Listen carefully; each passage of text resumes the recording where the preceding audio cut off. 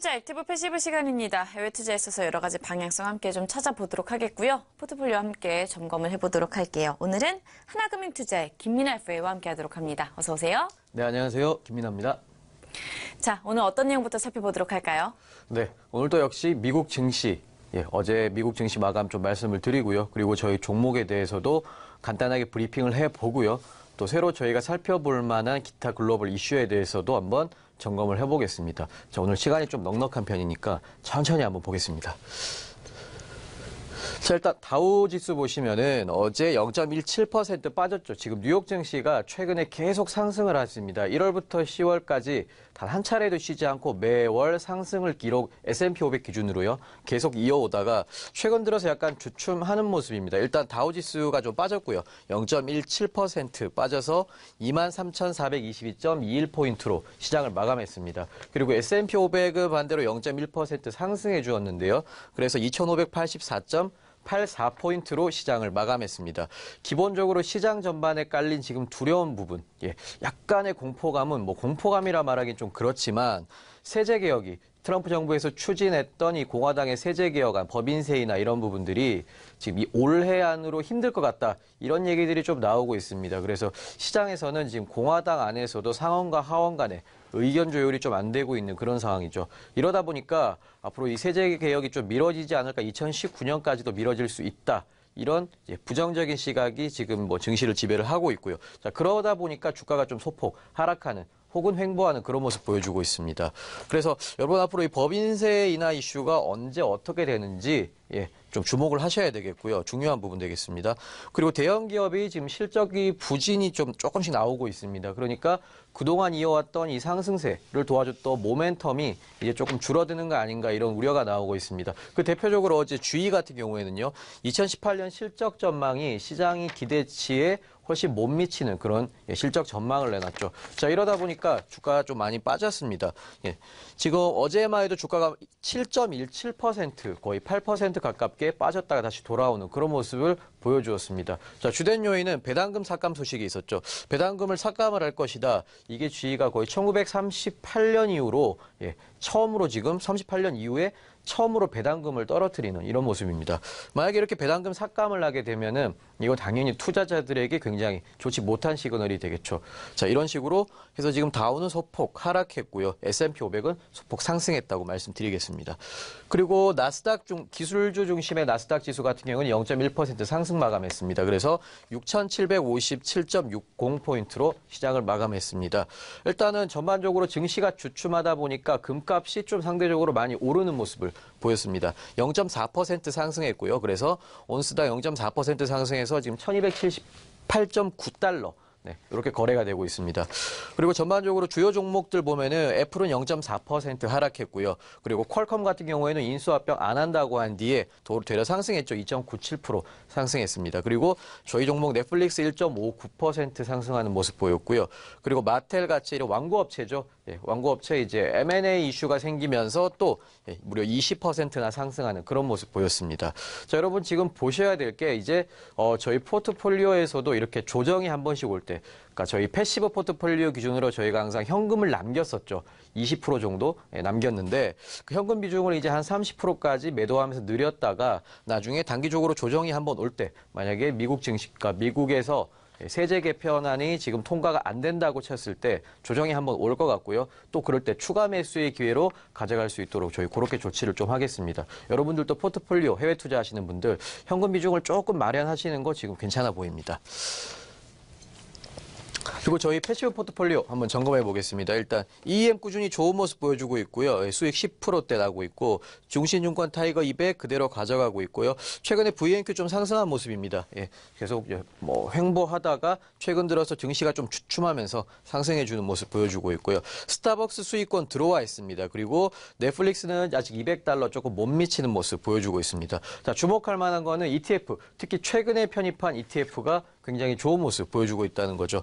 LIT, BOTG, KWEB 모두 좋은 모습 보여있고요. 특히 LIT랑 BOTG 같은 경우에는 최근에 저희가 매수한 지 이제 만 2달도 채 안 됐는데 무려 12%, 11%대 수익 보여주고 있습니다. ETF가 이렇게 오른 거면은 정말 많이 오른 거죠. 자, 오늘은 이 KWEB 관련해서 중국 광군제 소식 한번 점검해 보도록 하겠습니다. 자, 그 전에 저희 유가 랠리 한 번만 살펴보겠습니다. 저희 아무래도 좀 해외 투자하시는 분들이 뭐 국내 ETF나 국내 펀드 통해서도 많이 투자하시죠. 최근 들어서 최근 석 달 동안 가장 핫했던 부분이 역시 유가입니다. 그동안 빠져서 막 빌빌거리다가 지금 막 올라왔죠, 주가가. 최근에 많이 올라왔습니다. 특히 10월 들어서 급등하는 모습 보여주고 있고요. 그래서 지금 배럴당 WTI 기준으로 56.7달러까지, 56달러 선까지 올라오는 상황입니다. 그래서 유가 플레이 하시는 분들 지금 약간 수익, 인버스 사신 분들 빼고는 다들 수익이 좀 나고 있는 그런 상황이실 텐데요. 자, 이거 언제까지 가냐 좀 중요하죠. 일단 여러분 명심하셔야 될 게 유가는 정말 예측하기가 힘듭니다. 주가도 물론 모르지만은. 왜냐하면 유가는요, 이 가격 결정이 수요와 공급에 의해서 결정되는 게 아니죠. 그러니까 수요보다 공급에 의해서 가격 결정이 훨씬 더 많이 되는 그런 제어가 바로 유가라고 볼 수 있겠습니다. 그러니까 쉽게 말씀드리면 저희가 아무리 열심히 기름을 써도요, 기름값이 별로 오르지 않습니다. 기름값 조절하는 거는 역시 공급하는 사람들이죠. 특히 오펙 같은 게 오펙 이슈 때문에 최근에 많이 올랐죠. 자, 오펙 1등은 사우디입니다. 그리고 그 다음이 이란이죠. 이 두 나라 합쳐서 전체 석유 오펙 원유 물량의 한 40% 정도 제공을 하고 있는데요.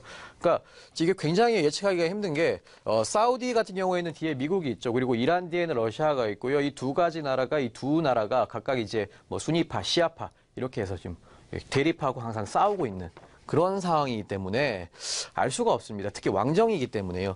이 빈살만 왕세자가 지금 하고 있는 개혁, 반대파를 좀 숙청하고 있는 그런 모습들이 계속 꾸준히 잘 이루어지게 되면은 유가 랠리가 계속 되는데 아무래도 이 부분이 실패하게 되면은 이 왕세자의 개혁이 좀 실패를 하게 되면은 시장이 빠르게 포지션 커버에 들어갈 수가 있다. 여러분 이 점 항상 염두에 두셔야 되겠고요. 근데 11월 말 오펙 회의만 주목하시고 있다가 이때까지 별 얘기가 없으면 지금 조용합니다.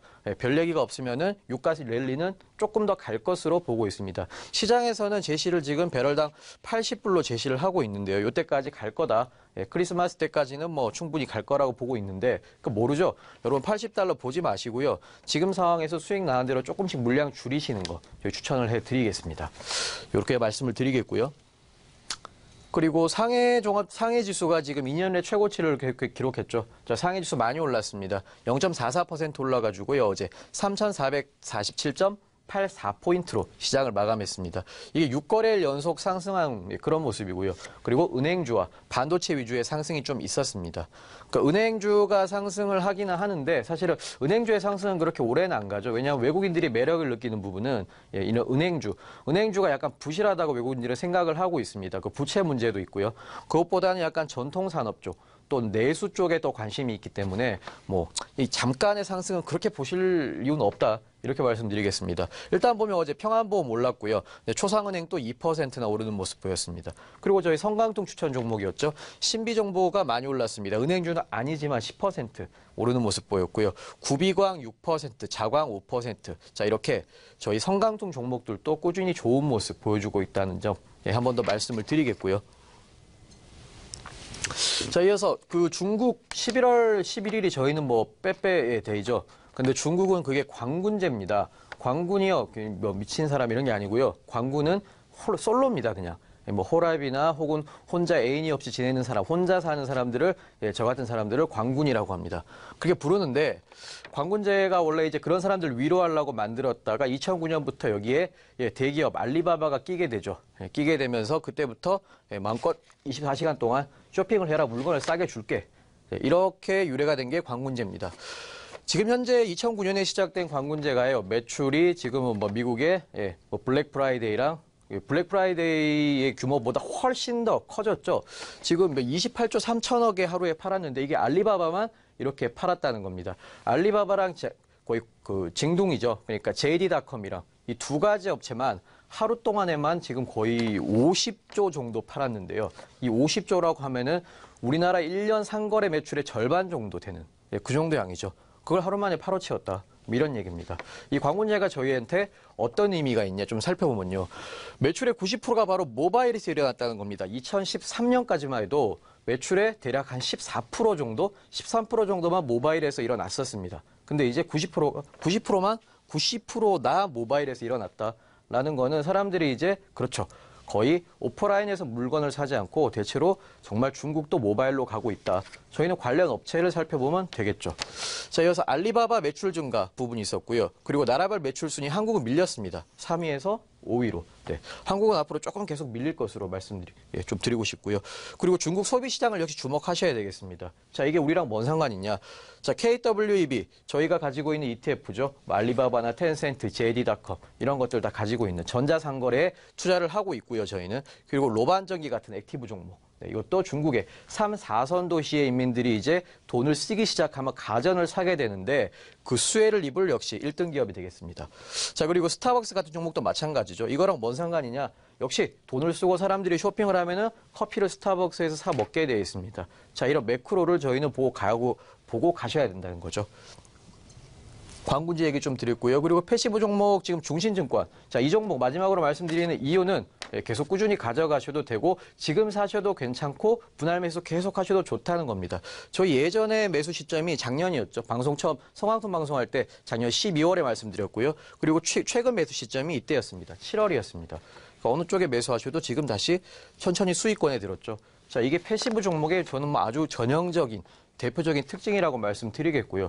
여러분 요거 명심하시고 앞으로 중국 종목 뭐 살지 고민된다라고 생각하시면은 이런 중신증권 같이 변동성 적은 종목 좀 가져가시기를 권해드립니다. 네, 이렇게 해서 패시브 포트폴리오도 함께 좀 살펴봤고요. 종목 중에서도 중신증권까지 마지막으로 정리를 좀 해봤습니다. 해외 투자 액티브 패시브 시간이었고요. 하나금융투자 김민아 FA와 함께했습니다. 오늘 말씀 고맙습니다. 감사합니다.